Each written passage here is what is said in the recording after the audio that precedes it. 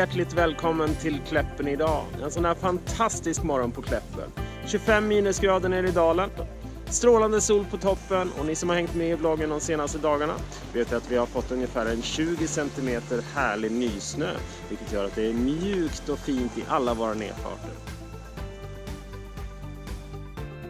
Hoppas nu att ni får verkligen en trevlig dag på berget, och är det så att ni inte har bokat Kläppen igen så är det dags att göra det nu. Ha det så bra, så ses vi på berget.